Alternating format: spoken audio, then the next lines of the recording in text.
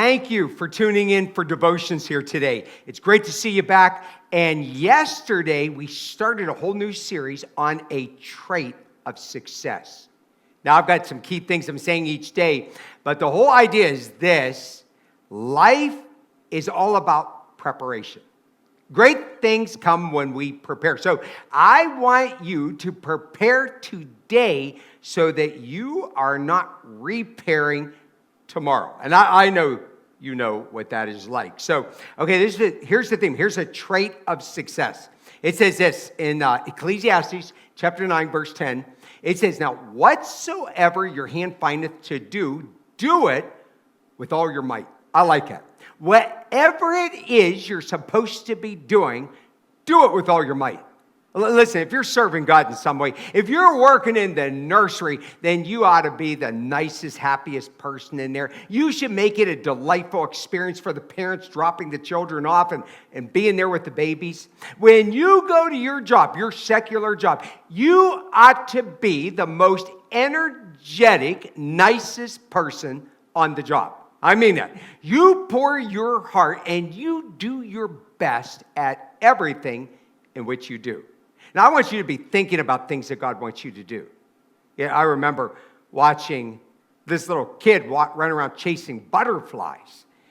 And he just kept chasing them and chasing them and chasing them. And so I asked him about it, and he said, I asked him what he's doing. He said, "I'm chasing butterflies." And I thought to myself, that's what a lot of people do.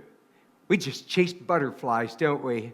We just go with whatever way the wind blows us for the day, on how we feel, on how we think, and things we're going to do. You don't want to do that. You want to live your life on purpose and pour your whole heart into it. So I want you to determine what it is that God wants you to have for your goals, and I want you to ask Him to give you the energy to do it. Now let's look at Proverbs 18.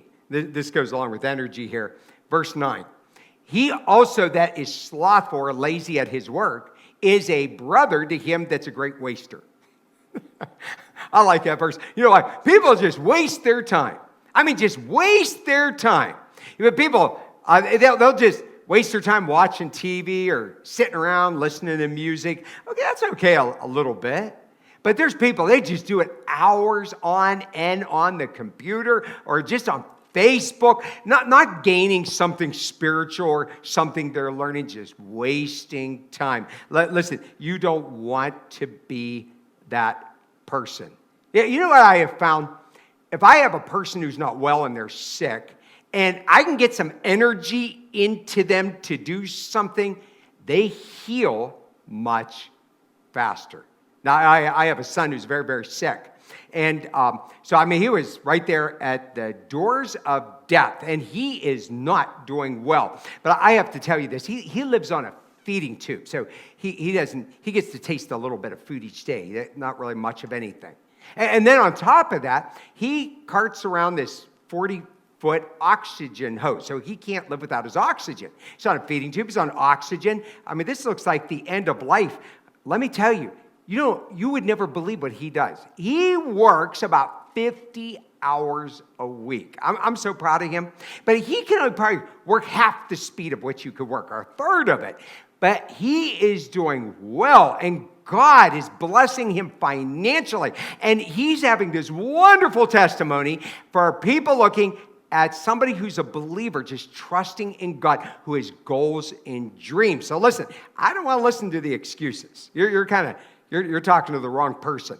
If you want to leave footprints in the sands of time, you've got to get off of the recliner, right? You have to. Now, let's look over here in Luke chapter 16. Look at Jesus in verse 10. He says, "Now, whoever can be trusted with very little can be trusted with much. And whoever is dishonest with a very little will also be dishonest with much." Do you know what that means? When God sees the little bit that you have, that you just destroy it and you waste it, He's not going to give you the big things. He says, if you can't be trusted with the little bit of stress you have or a little bit of work you have, do you think I'm going to bless you with a big job? Do you think I'm going to bless you in ways in which you're praying about? Listen, we've got to pour our heart into things we're doing right now. Listen, I want you to seize the hour. I want you, as you go into prayer, when we're done here, I want you to be bold. Be bold with faith, and just the mighty forces of heaven will come to your aid.